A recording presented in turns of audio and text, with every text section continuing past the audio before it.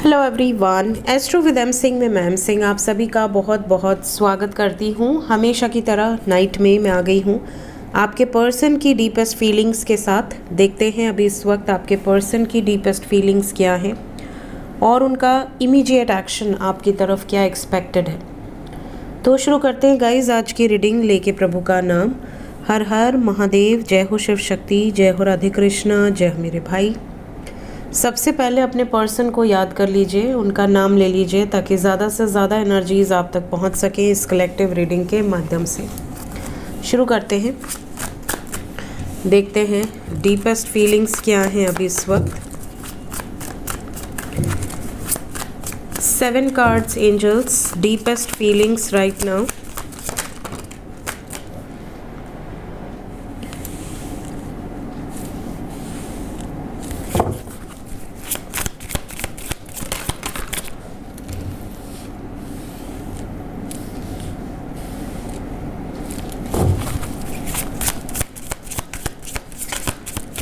Three more cards.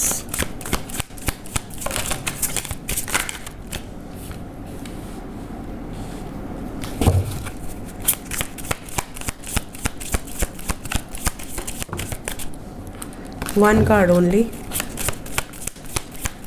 One.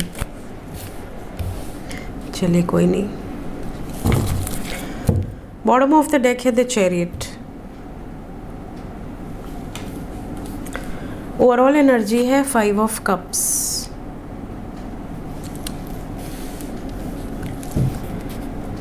तो guys sign तो सभी है यहाँ पे। We have Cancer, Pisces, Scorpio, Capricorn, Virgo, Taurus, Aries, Leo, Sagittarius and Aquarius, Libra, Gemini. सभी साइन है यहाँ पर, लेकिन सबसे ज़्यादा जो साइन यहाँ पर है वो है मेजर अरकाना से, that is Pisces, cancer, taurus. हाँ, ये 3 साइन जो है ये मेजर लेवल पे है। मतलब पाइसेस एंड कैंसर दोनों ही वाटर एनर्जी है, तो water sign is very strong here and earth sign में टॉरस है। कहीं ना कहीं एनर्जी आपको ये बताना चाह रही है कि आपके पर्सन की जो डीपेस्ट फीलिंग्स है इसमें ये स्थिर रिलेशनशिप चाहते हैं। ये फ्लक्चुएटिंग रिलेशनशिप आप चाहते ही नहीं। ये चाहते हैं कि इनका जो रिश्ता है वो सटल रहे, स्टेबल रहे, लॉन्ग टर्म रहे।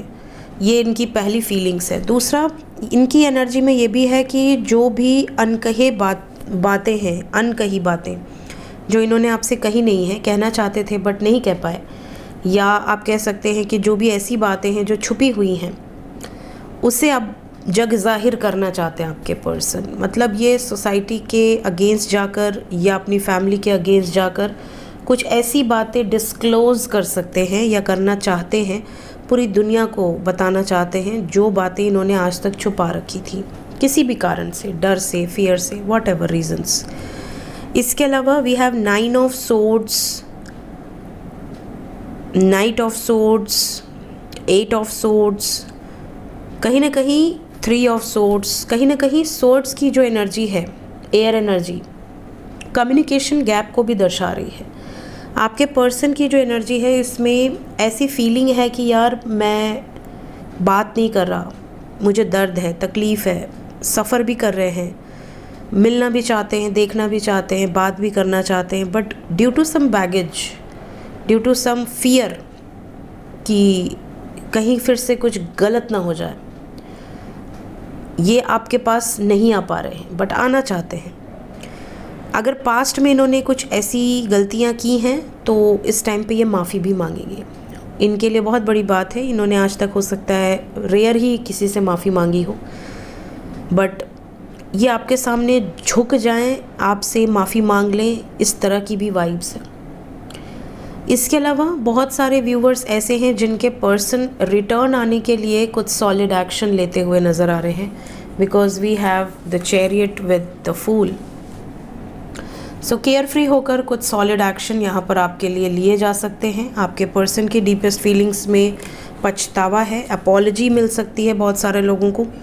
साथ ही साथ ये भी नज़र आ रहा है कि आपके पर्सन अगर हर बार रन करके चले जाते थे ना, पीछे पलट के नहीं देखते थे कि तुम कैसे हो, तुम रो रहे होगे, तुम परेशान होगे, तुम मुझे याद कर रहे होगे, मिस कर रहे होगे, तो अब ये रनर वाली एनर्जी से मुक्त होते हुए नज़र आ रहे हैं। आप भी चेजिंग वाली एनर्जी में अब हो नहीं, और ये भी अब रनर वाली एनर्जी से फ्री हो जाएंगे। यहाँ पर दोनों ही रुक जाएंगे और दोनों एक दूसरे की इम्पोर्टेंस को ऑलरेडी समझ रहे हैं, समझ चुके हैं काफ़ी हद तक। ये वाइब्रेशंस यहाँ पर मौजूद हैं। इसके अलावा इमोशनल लॉस की एनर्जी है विद 8 ऑफ सोर्ड्स। अगर ये किसी सिचुएशन में बैडली ट्रैप्ड हैं तो ये उस सिचुएशन से निकलना चाहते हैं, ये खुश नहीं है, ये भी आपको ये बताएंगे कि यार मैं ऐसी ऐसी प्रॉब्लम में हूँ, ऐसी मुसीबतें थी, मैं कैसे ये बात करता, कैसे मैं क्या करता। तो ये कुछ ऐसी सिचुएशंस भी हैं जो ये आपसे डिस्कस कर सकते हैं आने वाले दिनों में। हालांकि करियर पॉइंट ऑफ व्यू से भी इनको कुछ ऐसी सिचुएशंस हैं, जैसे बहुत काम पिछड़ा रह गया है, बहुत कुछ ऐसा है जो जिसमें ये पीछे रह गए हैं और अब ये इसमें बहुत जल्दी आगे आना चाहते हैं, ये सिचुएशन को सेटल करना चाहते हैं ताकि आपको एक अच्छा फ्यूचर दे सके। तो करियर पे भी कुछ प्रेशर है जिसके बारे में ये आपसे बात करना चाहते हैं। बट डीपेस्ट फीलिंग्स में इस वक्त पे इमोशनल एनर्जी है, आपके बारे में बहुत डीपली सोच रहे हैं और एक लॉन्ग टर्म कमिटमेंट देने के बारे में सोच रहे हैं। सो देखते हैं कि ये जो सोच रहे हैं उस पर क्या कोई निर्णय आ सकता है आने वाले दिनों में, क्या एक्सपेक्टेड है, क्या कोई एक्शन लेंगे आपके लिए आपके person. 3 number is important. Minor arcana से पहला नंबर है 3। Again number 3, 3 of air with 3 of fire. Then we have number 1, that is the card of sun.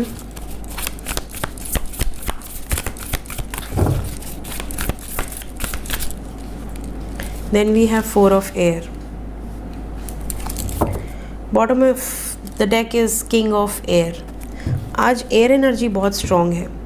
Air energy जब भी स्ट्रॉन्ग हो, बहुत सारे फाइट हो सकती है, आर्ग्यूमेंट, लड़ाइयाँ, या बहुत सारी कम्युनिकेशंस जो नहीं हो रही थी उसमें भी सिचुएशन इम्प्रूव हो सकती है। तो अगर एयर एनर्जी आपके फेवर में हुई तो बातचीत होगी, बहुत ज़्यादा बातचीत होगी, कम्युनिकेशन गैप नहीं रहेगा। और अगर एयर एनर्जी आपके अगेंस्ट होगी तो कहीं ना कहीं ये टाइम पीरियड आपके लिए बहुत हेक्टिक हो सकता है, बहुत सफरिंग वाला हो सकता है, ब्रेकअप होने की संभावनाएं बन सकती हैं। तो डिपेंड करता है कि एयर एनर्जी आपके फेवर में है या आपके अगेंस्ट है। इसके अलावा साथ ही साथ यहाँ पर सन की भी वाइब्स है। सन की एनर्जी यहाँ पे बता रही है कि आपके जो पार्टनर हैं ये अपने परिवार में कुछ बातचीत आपके बारे में करेंगे इमीडिएट फ्यूचर में। 3 दिन के अंदर ही हो सकती है बातचीत, 30 घंटे के अंदर भी हो सकती है। हालांकि इनकी फैमिली नहीं मानेगी, ये भी बता दूं, because we have 4 of air after sun. कहीं ना कहीं ये अपनी फैमिली से दूर होने की बातचीत भी कर सकते हैं कि अगर आपको कष्ट है मेरे इस रिश्ते से तो मैं निकल जाऊंगी या निकल जाऊंगा इस सिचुएशन से, मतलब आपको कष्ट नहीं दूंगा। इस तरह की बातचीत भी हो सकती है। और इस टाइम पे गुस्सा इनकी नाक पर है, तो ये किसी का सुन के तो नहीं लेंगे, चाहे वो कोई भी हो, इनके अपने ही क्यों ना हो।